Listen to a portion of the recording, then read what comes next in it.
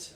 I work at South Bank currently. I've been with the university for about 3 years now, working in the audiovisual department.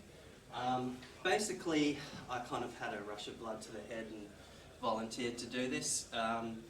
The reason for that, actually I'll put my name up so you can see who I am, and I'm talking about Gamify Your Life. Now, the reason, the kind of original inspiration behind volunteering to do this speech, I had this idea about charity and how to encourage normal people to engage in charity more.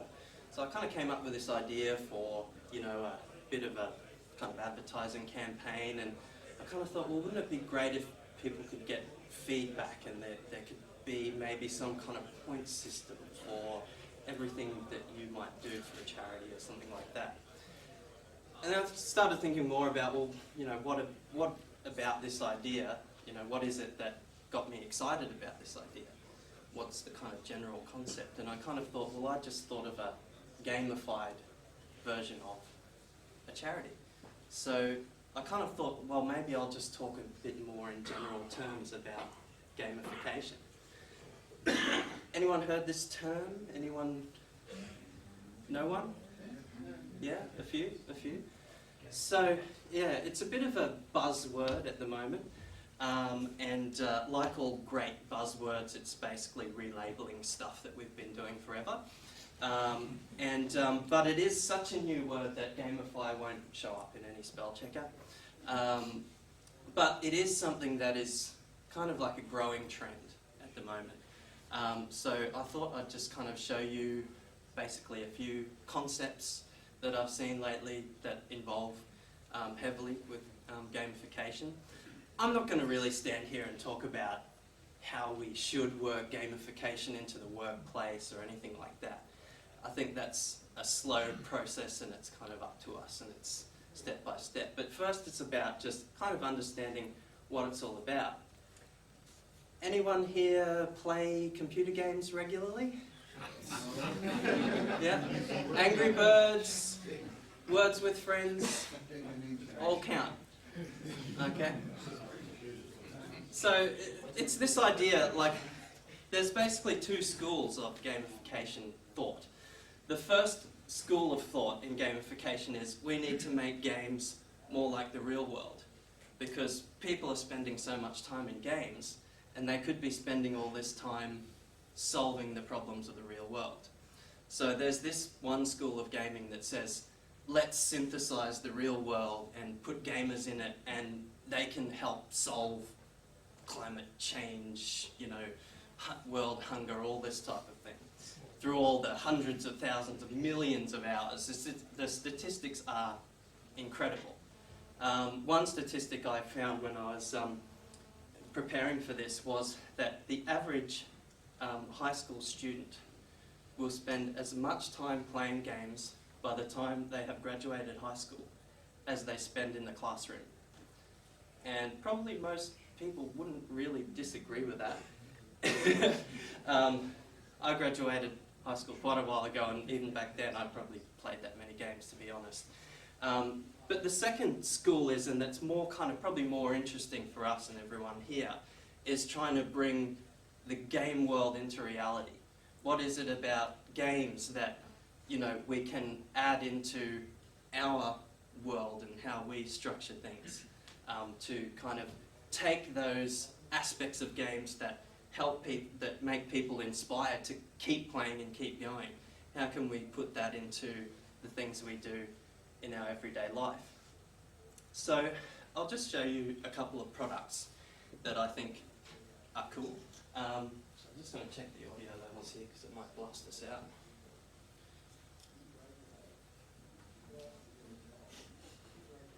So the first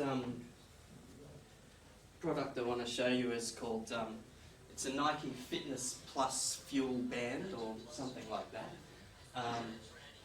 Excuse me, I'm just going to try and turn this down.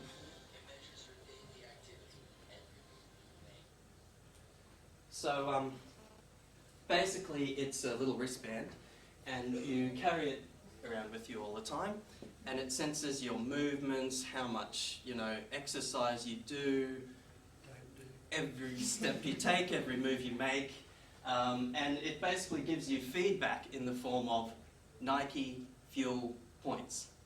It's not a standard measurement because there's no, stating the obvious, yeah. But I think that's actually a key point about it, is because you can't equally quantify everything that everyone does. And at some point, if you want to have this kind of gamified point system, it just has to be arbitrary. This is worth this many points, this is worth that many points. So that's basically how the fuel system works. So I was kind of attracted to this idea because I was thinking about how much walking I do every day at work. I work at South Bank and I walk up to the 7th floor of Web Centre a few times a day, and I think when I was doing AV support on this campus I walked at least 4Ks a day. I was reviewing this video this morning and it actually has a really strong and positive byline, which is, when you know more, you can do more. I'm not joking, they actually say this in the video. They actually say this in the video, and it's all about, if you know how much you're doing, then you're inspired to actually do more. Yeah, that's the whole point of it. Another product that I've actually got experience with, this is a Casio key lighting keyboard. As I said, this is not new. This model's probably been out for a decade. What it does, I didn't have the key lighting model, but I used to have a similar one. And it basically teaches you, it's kind of like a real version of Guitar Hero or something like that. You play along with it, you hit the buttons when they light up, or there's an LED screen that tells you what to do. And at the end you get points. And I used to sit up all night playing this particular piece, because if you got 75 points, you got a round of applause. So I'm just sitting there going, you know, oh, I've got to play it once more. If you got 90 points, people screaming, cheering, whistling, all that type of stuff. So you have these kind of, you know, cool little goals that, you know, it's like, if I get 75 points, I'm going to get a round of applause. So you have this kind of goal in mind, you keep kind of going at it. So, yeah, so that's kind of another way that gamification is kind of working its way into, you know, how to do something in the real world. So it's obviously a big thing in education, is this idea of gamification, you know, inspiring people to do more, know more. Yeah, it's all about motivation, really. That's the whole thing behind it. So I guess it's important for us to kind of know about these things. And also, the more gamified education becomes, the more it's going to rely on technology, tracking, statistics, all this type of stuff. So I've just got a couple of little infographics here on gamification that kind of spell out. This is actually designed for the education kind of idea behind gamification, but I think that it can be generally applied to working life, daily life, and so on. So first of all, levels. Ramp up, unlock content. Constant graduating levels. Every time, realistic. Points build up. You know exactly how much points you need to get to the next level. It's very clear, it's very precise. Achievements. Public recognition for completing your work. Speaks for itself. Collaboration, a huge thing in games. Lots of teamwork. Important thing about collaboration in games is it's very fluid. You can be a team leader one week and a newbie on something else the next. So this idea of collaboration in games is really interesting because you can just get a taste of everything. One interesting thing, this epic meaning, this is like a term they love in gaming, and it comes back to that idea of levels, really. It's like you get this epic meaning because you worked for this particular goal maybe at some point you thought that it wasn't achievable, or you rage quit, you throw the controller down, or take your bat and ball and go home, or whatever you want to do. But you stick with it, and you know what you have to do, and you keep doing it until you succeed. And that's what people are kind of inspired by with the idea of gamification, because we want to kind of harness that and put it into other worlds, other ideas.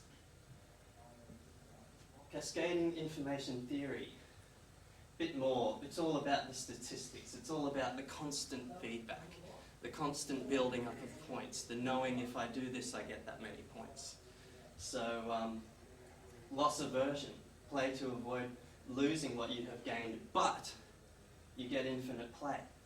If you fail, it's not a big deal at all. You just start again from the start of the level. Keep going, keep going. That's an important part of gamification ideas as well. So I might just kind of wrap it up now.